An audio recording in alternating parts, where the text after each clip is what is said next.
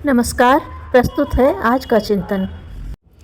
एक दूसरे के मुख से निकलती हुई यह बात अनेक कानों में समा गई।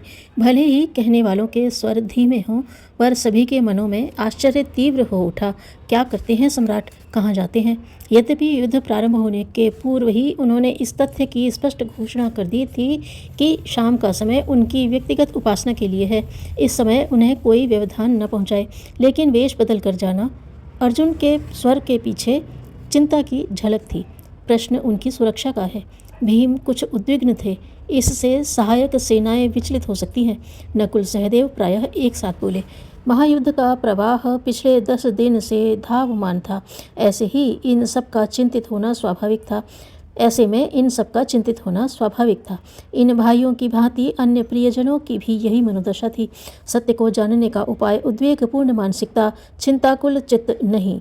एक ही समाधान है, शांत मन से शोधपूर्ण कोशिश। पार्थ सारथी के शब्दों ने सभी के मनों में घुमड़ रहे प्रश्नों का उत्तर साकार कर दिया। दिन छिपते ही युधिष्ठिर जैसे ही अपने कक्ष से बाहर निकले, अन्य भाई भी उनके पीछे हो लिए। मध्यम पड़ते जा रहे प्रकाश में इन्होंने देखा महाराज अपने हाथ में कुछ लिए उधर की ओर बढ़ रहे हैं, जिधर दिन में संग्राम हुआ था।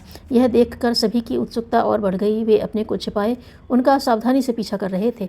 युद्ध स्थल आ गया तो सब एक ओर छिपकर खड़े हो गए। तारों के मंद प्रकाश में इन सब की आंखें पूर्ण सतर्कता से देख रही थीं। आखिर अब ये क्या करते हैं?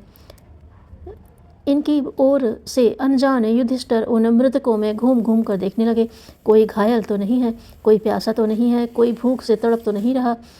किसी को घायलावस्था में अपने स्नेही स्वजनों की चिंता तो नहीं सता रही। वे घायलों को ढूंढते, उनसे पूछते और उन्हें अन्न जल खिलाते पिलाते बड़ी देर तक वहाँ घूमते रहे।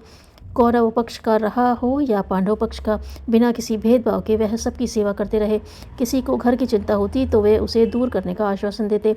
इस तरह उन्हें रात्रि के 3 पहर वहाँ बीत गई। ये सभी उनके लौटने की प्रतीक्षा में खड़े थे। समय हो गया, युधिष्ठिर लौटने लगे तो ये सभी प्रकट होकर सामने आ गए। अर्जुन ने पूछा, आपको यों अपने आप को छिपाकर यहाँ आने की क्या ज़रूरत पड़ी? युधिष्ठिर सामने खड़े अपने बंधुओं को संबोधित कर बोले, तात, इनमें से अनेकों कौरव दल के हैं। वे हमसे द्वेष रखते हैं। यदि मैं प्रकट होकर उनके पास जाता तो वे अपने हृदय की बातें मुझसे न कह पाते और इस तरह मैं सेवा के सौभाग्य से वंचित रह जाता। भीम तनिक नाराज होकर कहने लगे, शत्रु की सेवा करना क्या अधर्म नहीं है? बंधु, शत्रु मनुष्य नहीं, पाप और अधर्म हुआ करता है। युधिष्ठिर का स्वर अपेक्षाकृत कोमल था। अधर्म के विरुद्ध तो हम लड़ ही रहे हैं, पर मनुष्य तो आखिर आत्मा है। आत्मा से क्या द्वेष? भीम युधिष्ठिर की इस महान आदर्शवादिता के लिए नतमस्तक न हो पाए थे। तब तक नकुल बोल पड़े, लेकिन महाराज आपने तो सर्वत्र यह घोषित कर रखा है कि यह समय आपकी ईश्वरोपासना का है। इस तरह झूठ बोलने का तो आपको पाप लगेगा ही। नहीं नकुल, युधिष्ठिर बोले, भगवान की उपासना जप तप और ध्यान से ही नहीं होती, कर्म भी उसका उत्कृष्ट माध्यम है। यह विराट जगत उन्हीं का प्रकट रूप है। जो दीन दुखी जन हैं उनकी सेवा करना, जो पिछड़े और दलित हैं उन्हें आत्म कल्याण का मार्ग दिखाना भी भगवान का ही भजन है। अब और कुछ पूछने को शेष नहीं रह गया था। सहदेव ने आगे बढ़कर उन्हें प्रणित निवेदन करते हुए कहा, लोग सत्य ही कहते हैं, जहाँ सच्ची धर्मनिष्ठा होती है विजय भी वहीं होती है। हमारी जीत का कारण इसलिए सैन्य शक्ति नहीं, आपकी धर्मपरायणता की शक्ति है। जो मनुष्य किसी से न द्वेष करता है और न किसी की आकांक्षा, वह सन्यासी जैसा है।